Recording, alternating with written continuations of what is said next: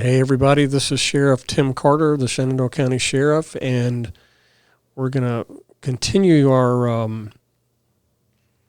topic on school safety. And with us right now, again, I have Whitney Mauck. She's a lieutenant in charge of our School Resource Officer program. And on the phone with me, I have District 5 School Board Representative Brandi Rutz. Brandi, thanks for calling in today. I appreciate you inviting me. Sure. Well, Brandi, I think we're just going to go ahead and get right into this. One of the things that we've been talking a bit about lately is the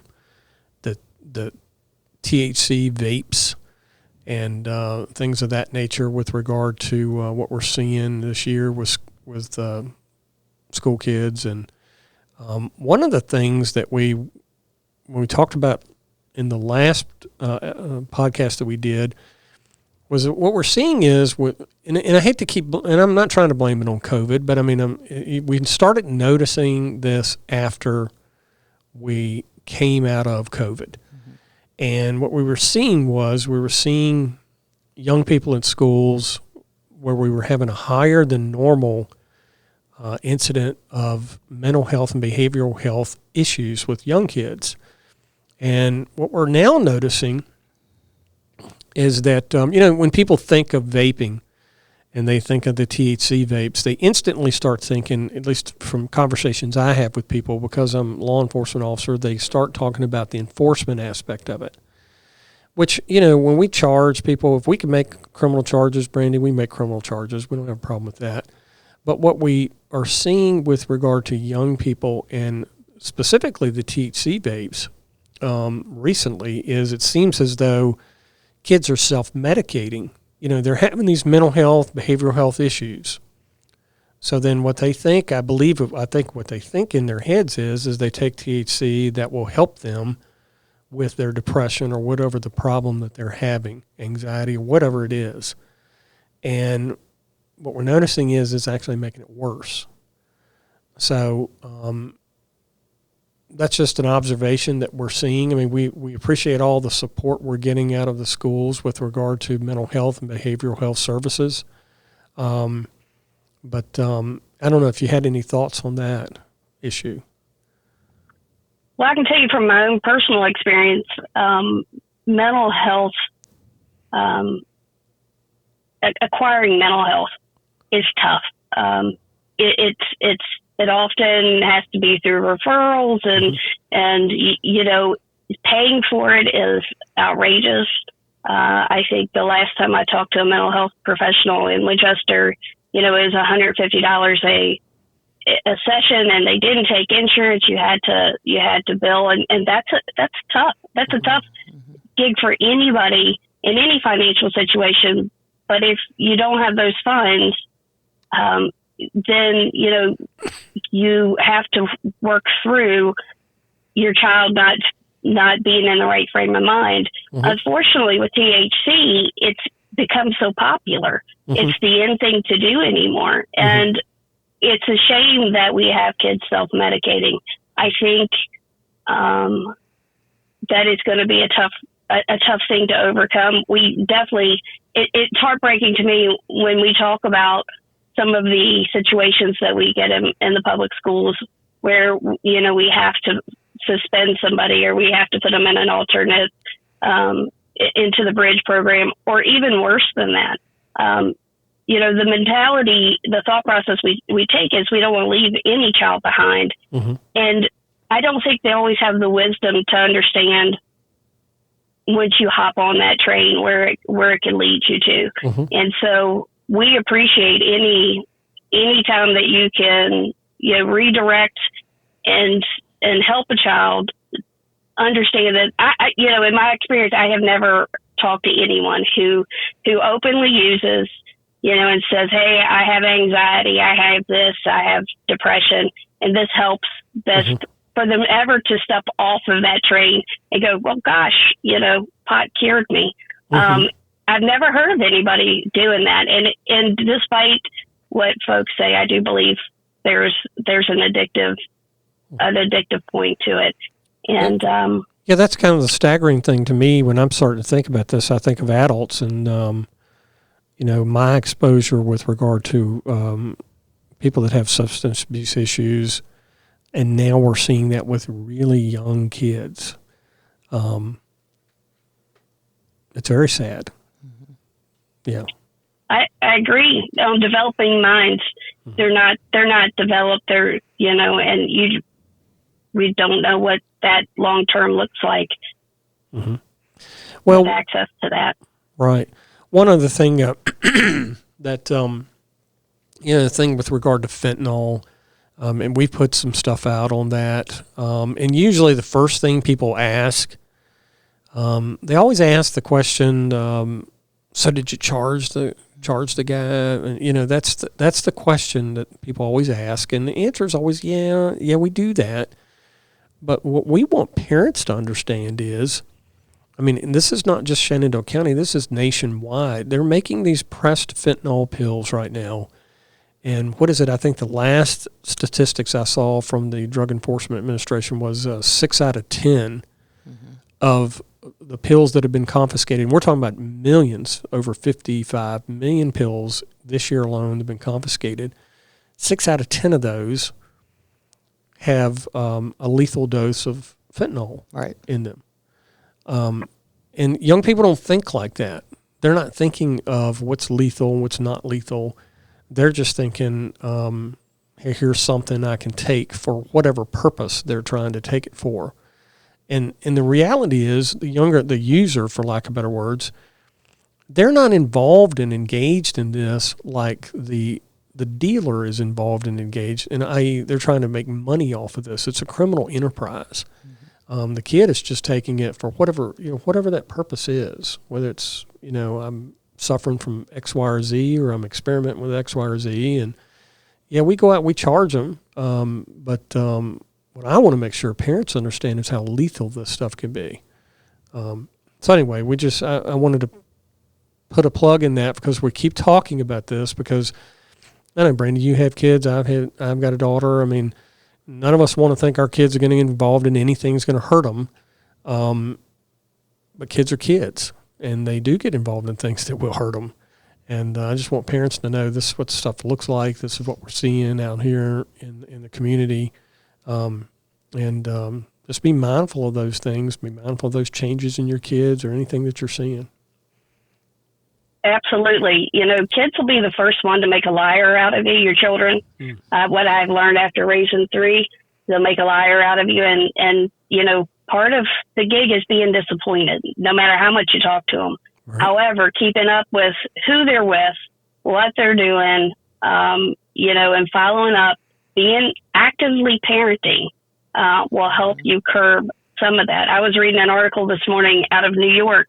There was a situation where the babysitter I think she was a middleman and, cutting drugs with fentanyl, and she had was storing them in a loose board underneath of her apartment while she was babysitting during the day. That was her day gig. And I think the 1-year-old of the kids that she had, one of them fentanyl exposure, just exposure. 2 of them went to the hospital, and one didn't make it. These are young children. Right.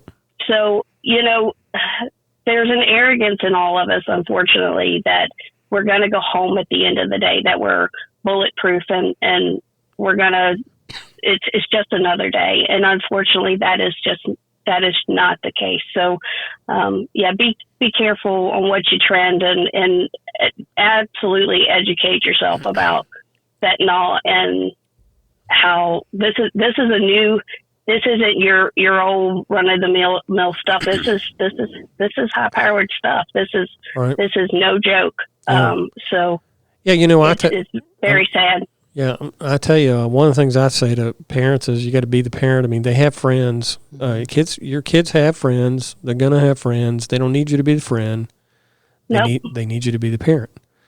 And so many times we talk to parents and it's like we don't want to invade their privacy, and they have a right to whatever's on their cell phone or whatever they're doing. They have to have some privacy. And at the end of the day, that's not the case. I mean, I understand a certain amount of privacy, but you have to protect your kids at all cost. So if that means going through their text messages and looking at their social media apps and their picture galleries and things like that to protect your child, then you have to go to the extent to do that.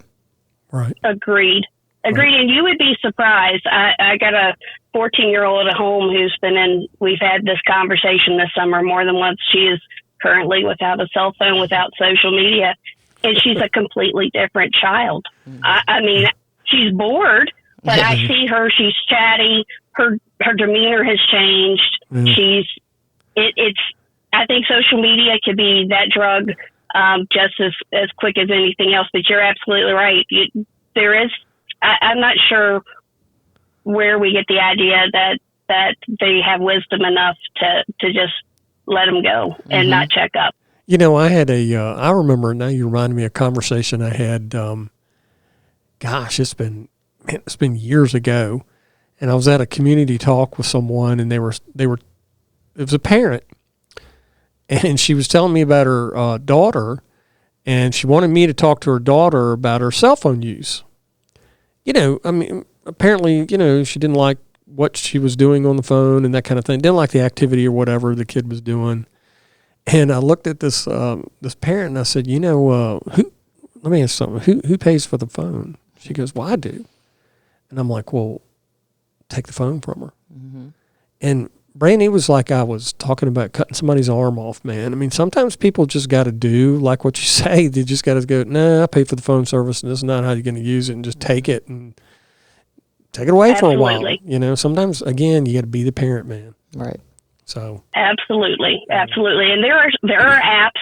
I think Life 360, there are some, other apps that parents can use that if you didn't really want to say, hey, I'm going to take your phone and go through it, that you can install, and maybe there's something that we can do to help you and, figure that out or how to work that out, but put it on their phone to where you have access to who they're talking to, what they're doing, who they're sending. Snapchat is absolutely positively awful. So, by all means, I highly encourage you not to run a democracy in your home. Yeah. It shouldn't be. Yeah.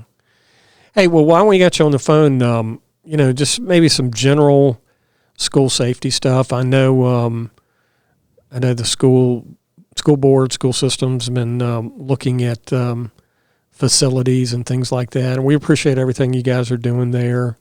Because a lot of it does come down from a school safety aspect. It comes down to access, just controlling the access. So I didn't know if you had any comments with regard to that, Brandi. Well, in our elementary schools, we're building vestibules. I know we've got some grants out right now to look at buzzers on doors that will let us know if something's been propped up and propped open. That's awesome. I think there's also some grants out there we're applying for some additional permissions on monitor usage for the security system. So, more eyes, the better. And putting cameras up in those spots, the back door that goes out the ag department or off the gym, or those obscure places that, we think we live in Mayberry in Shenandoah County. I mean, that is our thought process, that it would never happen here. And I, for one, certainly do not want it to. I wouldn't wish that on anyone. But we ought to act like there's a threat every single day, that there's that chance every single day. Right. So we're thankful for our school resource officers.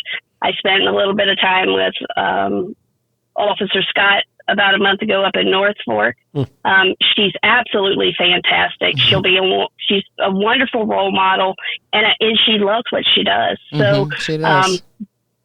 She's very good at it. And we talked about all sorts of things and making sure doors are closed and kids don't think about that. And sometimes we don't think about that. So I'm grateful that we have you. I really do. I appreciate the service that you provide. Well, thank you, Brandi. And hey, by the way, while we're on the subject, we appreciate you advocating and shepherding that's a school resource officer supervisor position for us. Definitely. Well, I'll be honest with you. I'm not sure why, why we're even having to, go the route we did. However, school safety is a top priority, and it should be. Our kids are our legacies. They're our future, and they're important.